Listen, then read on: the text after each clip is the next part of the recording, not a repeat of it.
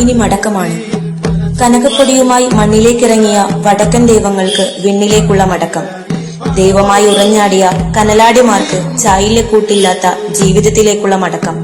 ചെണ്ടയുടെ അസുരതാളത്തിൽ തോറ്റം കേട്ടുണർന്ന കാവുകൾക്ക് ഇനി ഇടവപ്പാതിയുടെ താളത്തിൽ വിശ്രമത്തിന്റെ കാലമാണ്. ഇനി ചിലമ്പൊലി കേൾക്കാനായി 10-ാം ഉദയത്തിനായുള്ള കാത്തിരിപ്പ്.